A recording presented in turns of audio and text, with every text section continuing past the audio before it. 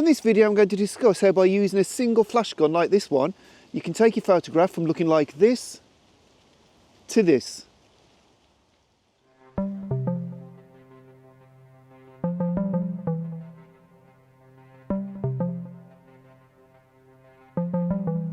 Hi guys, and welcome to another video. Now if you've been watching this channel for a while, it does stand a chance that you saw a video posted last year about how to take photos of flowers with a black backdrop. And in order to achieve that, I was using a single flash gun. Now this video is actually going to be very similar, but the reason why I'm actually recording this video is because there's actually a slight difference to the technique, which actually might prove to be a little bit easier and a bit more versatile to achieve the black backdrop, especially in quite bright conditions. But first of all, I'm just going to talk you through the whole technique and the principles about how it works. Now, as you can see, I've got quite a simple composition of the fern going on there. This whole technique works on the principle that we drastically underexpose the photo to the point of everything being pitch black, and then put light back in to a subject. Thus, light in a subject, but leaving the backdrop nice and black. So what I've done here, I've set the camera to the base ISO, which is 100. I've also set the aperture to the smallest aperture possible, so the highest f number, which is f22 in the case of this macro lens. And then I've set the flash sync to 250 per second, which is what the camera does. And I'll just take that shot for you. The 4-second self-timer. And there you are, that's that shot. We'll just put it on the screen for you. And now what I'm going to do is I've turned the flash on, and I've got it set on manual power so I can control it, and I've set it to an 1/8 power on this, which I think with a subject this close, those sort of settings works about right, but obviously experiment if you're doing it yourself. And I'm just going to come at this angle.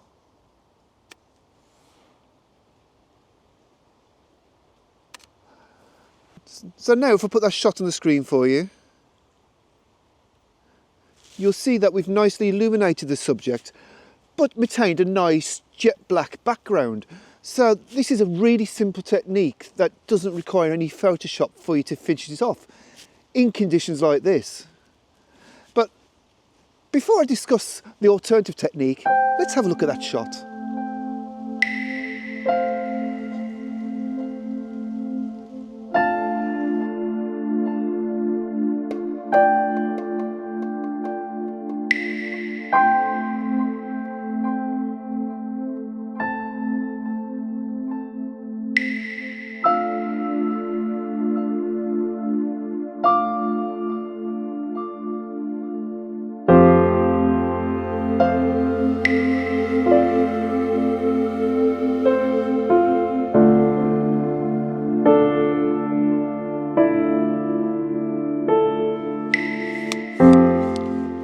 Right, I've found a suitable subject.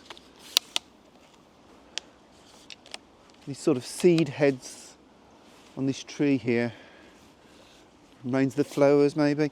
The problem is, I think I'm going to be pretty much shooting towards that bright sky up there, which is probably going to make it a little bit harder to keep it nice and dark. Because if you may notice so far, I've been doing quite a lot of woodland, so it's been naturally dark. But there we've got a bright sky, which is it's basically going to be a lot brighter. So 250 per second, f22 ISO 100 may not actually work. So the procedure I'm going to use is going to be very, very similar to the initial one which I've covered in last year's video and a couple of videos since then. So the only difference is going to be the flash sync speed, because what we're going to do, and thank you so much to the person that made this comment and this suggestion, is we're going to use high speed sync on our flash. Now what this actually means is that we can effectively change the shutter speed of the camera, thus blocking out more light, because the faster the shutter speed, the less light is going to be hitting the sensor. Which means in turn what we can do is either leave the aperture nice and high to get really jet black if it's particularly bright outside. You know, it's not that bright today, but imagine you're doing this on a summer day in a meadow with flowers. It could actually be quite bright. So if you could actually get the shutter speed even higher to ensure that you have everything pitch black, it makes it a lot simpler. Or alternatively, it allows us the freedom to control the aperture a bit more. because by having a shutter speed, higher shutter speed, we can compensate. So in order to achieve this, it's a really simple process. I thought it was going to be quite difficult, but on my Goldex flash, it's simply a case that I've turned it on, and there's a little sync button here, and I'm just literally press that. A little sign's come on here, which is indicating high speed sync, and it's that simple. So I'm going to go and put it on the camera, and I'm going to experiment. I'm going to try and sort of limit the depth of field a little bit, and maybe just have the front bit in focus and the rest out of focus, still maintaining a black background. Now that would be quite impossible without using this technique. Okay, so again in manual mode, I'm going to try and drop the aperture down to something like f8, I think. So there's a little bit of movement at the moment, a little bit breezy, so making life a little bit difficult. But what I wanted to do this moment is just see if I've got the settings anywhere near. So that's f8, sync speed still 250 for a second, to be honest. ISO 100.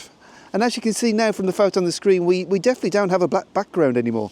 So what I need to do now is actually adjust my shutter speed to the point of everything going black again.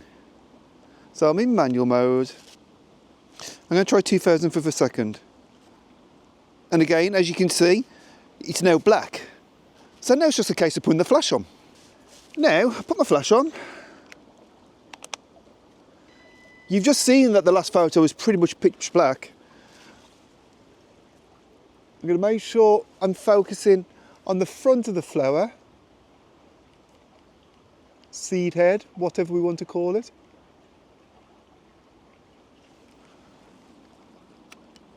Now 4 seconds self-timer going, well 4 seconds shutter delay, same difference. And voila, that's simple. I'm still on at 8th power. As ever, don't forget to experiment with the direction of your flash, because you'll find that sometimes you just need to get that optimum angle to create your desired effect. But it should make absolutely no difference to the background. And also, what you should note is that there's no merging of files. Everything's done with a single exposure. The only reason why you do this stage is just to get that perfect lighting angle. So you may end up like taking 20, 30 shots of the single subject with your light at various different angles within the frame. All you're looking for is that one shot, which is your keeper. So I've just been messing around with the settings a little bit. And I can do, and I'm finding this incredible actually, I can do 0.008 of a second at about f5 ISO 100 and keep everything nice and black. That's an incredible shutter speed to be able to use. So I think the possibilities for this technique in the summer are endless.